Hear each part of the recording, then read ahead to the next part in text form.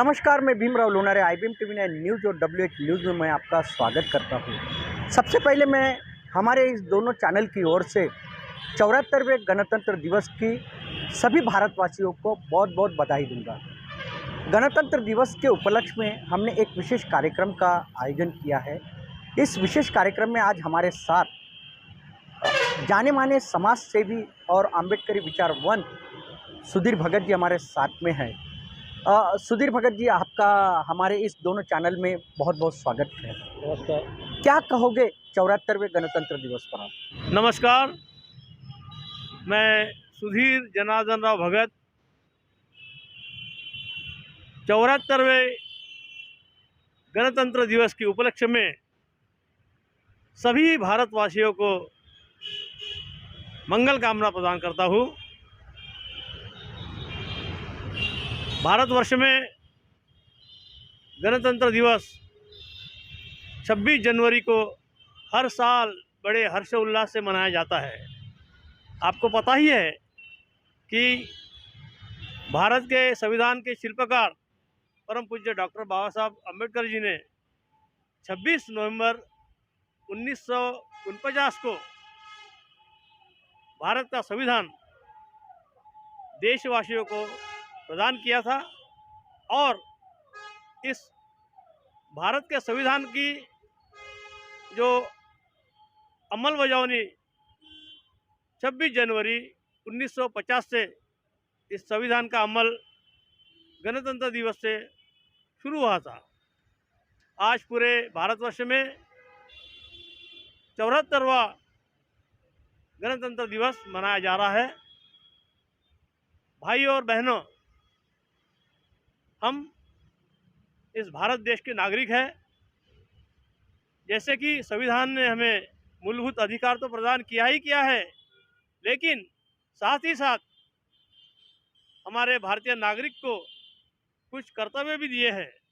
जैसा कि संविधान का जो आर्टिकल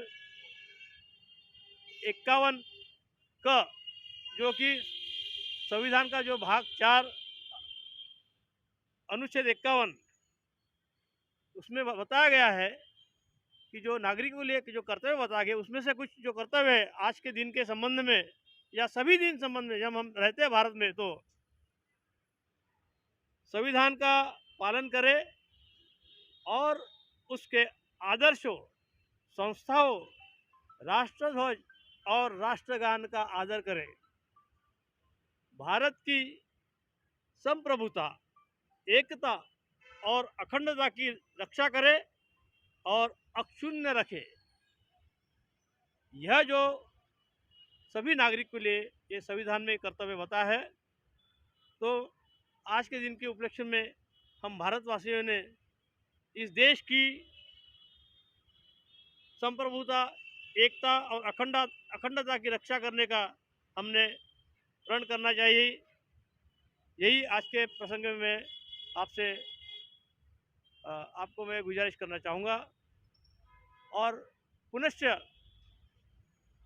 74वें गणतंत्र दिवस के उपलक्ष्य में सम्यक नागरिक संघ, तथागत संघ, रमाई फाउंडेशन, इनकी ओर से, हमारी संस्था की ओर से सभी देशवासियों को तहे दिल से अनेक अनेक मंगल कामना प्रदान करना चाहता हूँ। सर, आपका आपके बारे में एक विशेष कहा जाता है कि आपने जब आप कोर्ट में गए थे सत्र न्यायालय में, तो उस समय में आपको कहा गया था कि गीता की शपथ लीजिए, तो उस समय आपने संविधान की शपथ ली थी और वो न्यूज़ बहुत वायरल हुई थी आपकी। क्या कहोगे आप? जी, ये वाक़या ऐसा था कि मैं जब निरीक्षक पद पे मैं कार्यरत रहा महाराष्ट्र शासन में, तो एक केस में मैं तपास अधिकारी था और तपास अधिकारी के नाते मुझे साक्ष्य देने के लिए माननीय न्यायालय में बुलाया गया था। तो जैसा कि परंपरा के अनुसार और जो नियम है, प्रथा है, जो भी साक्ष्य देने के संबंध में, तो जो भारतीय नागरिक है, जैसा कोई हिंदू है तो वो गीता पे हाथ रखता है, कोई क्रिश्चियन है तो वो बाइबल पे हाथ रख के शपथ लेता है, या वो अपने धर्म के अनुसार वो धर्म ग्रंथ के हाथ रख के शपथ लेते हैं। तो मुझे भी बताया गया कि आप गीता की शपथ लेके साक्ष्य दीजिए। तो मैंने क्या कहा, मैं भारतीय संविधान की शपथ लेकर मैं साक्ष्य देता हूँ। ऐसा मैंने उस वक़्त मैं स्पष्ट किया। तो थोड़ी देर के लिए तो पूरे न्यायालय में थोड़ी देर के लिए बहुत ये उनको ये लगा कि भाई गीता की शपथ लेने के लिए इनको कहा गया और ये तो भारतीय संविधान की शपथ लेकर साक्ष्य दे रहे हैं। लेकिन माननीय न्यायालय ने मुझे परमिशन दिया और मेरी साक्ष्य हो गई। तो ऐसा मैं 2 बार मेरे साथ में ये होगा और मैंने 2 बार तपास अधिकारी के नाते मैंने माननीय न्यायालय में भारतीय संविधान की शपथ लेकर ही साक्ष्य दी। इसका कारण ये है कि ये भारत के सारे संसद है, न्यायपालिका है, प्रशासन है, ये तो सारे भारतीय संविधान पर आधारित और उसके कानून के तहत ही काम करते हैं ना। तो फिर जब हम संविधान के तहत हम काम करते हैं तो भारत के संविधान की शपथ लेकर अगर साक्ष्य दिया जाए तो उसमें कोई दुमत रहने का कोई कारण ही नहीं, क्योंकि मेरी संविधान के प्रति मेरी निष्ठा है, मेरी सशक्त बुद्धि संविधान के प्रति है। इसलिए मैंने भारतीय संविधान की शपथ लेकर मैंने न्यायालय में साक्ष्य दी। गणतंत्र दिवस के दिन में एक विशेष है आपके साथ में एक यानी आप विद्यार्थी थे तब आप परेड में गए थे ऐसे भी कहा, ऐसी भी हमें हमें मालूमात हो चुकी है। तो क्या बताओगे आप? आपका अनुभव क्या बताओगे कि दिल्ली में गए थे आप, परेड में थे आप, जी, किस यानी कैडर में थे आप? जी, मैं जब 74 से लेकर मैं 77-78 तक मैं यशवंत महाविद्यालय वर्धा का मैं विद्यार्थी रह चुका हूँ और उस वक़्त मैंने एनसीसी का सी सर्ट भी पास किया था। तो जब मैं एनसीसी में था तो 21 महाराष्ट्र बटालियन हमारा जो एनसीसी का वहाँ पे था, तो मेरा चयन महाराष्ट्र की जो कॉन्टिजेंट है, जो आरडी परेड में अलग-अलग स्टेट के जो कॉन्टिजेंट जाते हैं एनसीसी के, तो उसमें मेरा चयन हुआ था। मैं अकेला था वर्धा से और महाराष्ट्र कॉन्टिजेंट में मेरा चयन हुआ था। तो 1977 में मैं रिपब्लिक डे परेड का मैं सदस्य करके मैं चुना गया था और वह जो अनुभव मेरे लिए वो आज भी मेरे दिल में इतना बसा हुआ है, वो मेरे मन में वो कभी मैं उस बात को मैं भूल नहीं सकता, क्योंकि प्रजासत्ताक दिन के गणतंत्र दिवस के परेड में शामिल होना ये तो हर और आज तो लोग वो परेड देखना भी इतना ये करते हैं कि गणतंत्र दिवस की परेड भी देखना ये भी लोगों को एक अभिमान लगता है। मैंने तो वो गणतंत्र दिवस के जो टीम थी उसका तो मैं सदस्य था, इसलिए मुझे तो निश्चित रूप से मुझे अभिमान था। और मैं ये और बताना चाहूँगा कि उसमें जो कल्चरल एक्टिविटी हुई थी तो महाराष्ट्र कॉन्टिजेंट के लिए मैंने 2 ट्रॉफियाँ मैंने जीती थी। मेरे वैयक्तिक इसमें 2 ट्रॉफियाँ महाराष्ट्र कॉन्टिजेंट के लिए मिलाया था। और जो झांकियाँ निकलती है तो उस वक़्त भी महाराष्ट्र की ओर से जो पंढरपुर का जो सीन है ना, तो टैब्लो जो निकलता है झांकियाँ अभी इस साल भी निकलने वाली है, हर साल निकलती है। तो महाराष्ट्र कॉन्टिजेंट की ओर से वो टैब्लो निकला था, पंढरपुर का जो देखा हुआ जो था सीन वो बनाया था और हम लोग सब उस वक़्त वारकरी के रूप में हम वो वहाँ टैब्लो में हम काम कर रहे थे महाराष्ट्र कॉन्टिजेंट की ओर से। तो उस वक़्त भी महाराष्ट्र कॉन्टिजेंट का वो टैब्लो है, वो भी देश में उन्होंने उसको पहला क्रमांक मिला था।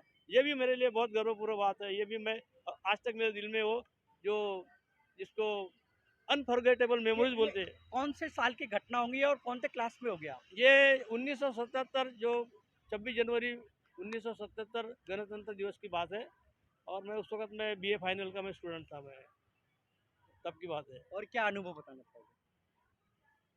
मैंने अभी कहा कि गणतंत्र दिवस परेड में एक एनसीसी का छात्र करके महाराष्ट्र का मैं जो प्रतिनिधित्व किया और वो जो प्रतिनिधित्व करने की जो बात है ये मेरे लिए अत्यंत गर्वपूर्ण बात है, क्योंकि आगे चल के एनसीसी के माध्यम से और वो गणतंत्र दिवस में जो भी झांकियाँ होती है, जो परेड होती है, उससे हर युवक को देशभक्ति की भावना निर्माण होती है और देश के प्रति वो अपना आत्मसमर्पण करने के लिए भी वो तैयार होता है। ऐसी वो उस दिवस का काफ़ी बड़ा महत्व है।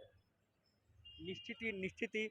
तो ये हमारे साथ में जो है वो सुधीर भगत जी है, एक समाज सेवी है और अम्बेडकरी विचारवंत है।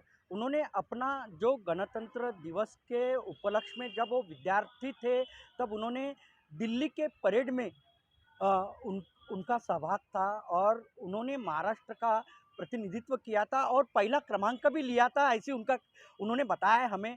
तो और उन्हें गर्व था कि मैं महाराष्ट्र का प्रतिनिधित्व कर रहा हूँ, परेड में मैं शामिल हूँ और देश के प्रति उनको एक प्यार, यानी प्यार तो रहता ही है, लेकिन एक प्रेम निर्माण हो चुका था, देशभक्ति। देशभक्ति निर्माण हो चुकी थी उनके मन में। और आज भी वो जब वो परेड को याद करते हैं तो उनके दिल में एक अलग सा एक महसूस होता है।